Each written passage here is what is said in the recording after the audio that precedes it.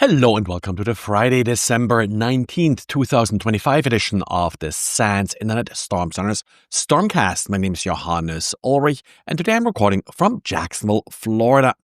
And this episode is brought to you by the SANS.edu Graduate Certificate Program in Cybersecurity Engineering. Just a quick note about the next couple weeks, because we do have holidays sort of midweek, both weeks.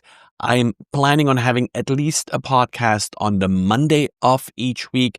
But aside of that, I'll play it a little by ear and see if there's any significant news to make a podcast worthwhile. Other than that, it'll probably be just one podcast, either Monday or Tuesday of each week. And talking about holidays, something to celebrate is certainly that we do appear to have less exposed industrial control system devices and other simple exploitable devices than we had about a year ago.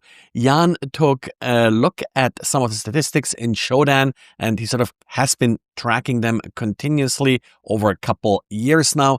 And when it comes to just industrial control system devices, I don't think it's a done deal yet, in the sense that they're going to soon be dying out here. There seems to be some odd sort of peaks during the summer month when we have more industrial control devices exposed than we had sort of during the winter. But overall, there seems to be a downward tendency, even though we are at about the same level as we had a year ago. Where it looks much better is support for SSL version 3 and in particular SSL version 2. Both dropped approximately by half over the last year. So that's pretty good. Now, I was saying that it's unlikely that a server will be exploited because it's running SSL version 3 or SSL version 2 for that matter, but it's often an indicator that there's a lot of other things wrong with this particular server, that there's just no support for more modern ciphers based on outdated operating systems or outdated TLS libraries.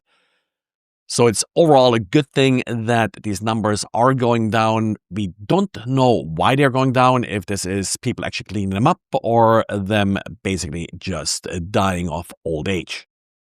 And HP Enterprise released an update for its OneView software, fixing a single vulnerability with a CVSS score of 10.0.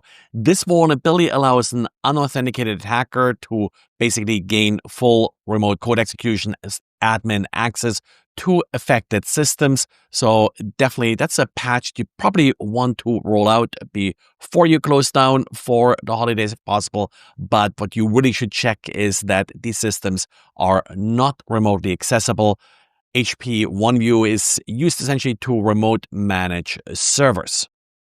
And then we got an early Christmas gift from the folks at Trufflehog. Trufflehog, the secret scanner that's extremely popular, has added now support for JWTs, or JSON Web Tokens. JWTs are a little bit tricky in the sense that, yes, they're digitally signed credentials, but one thing that Trufflehog is kind of famous for is for actually checking if these credentials are actually valid, so that they can actually be used. And that's a little bit tricky with these JWTs, unless you have the public key to verify that these credentials are actually properly signed. And that's the support they now added to Trufflehog. So not only will it find JWTs, it'll also try to make sure that they work, and with that they're worthwhile to act on and probably remove from whatever repository Trufflehog found them in.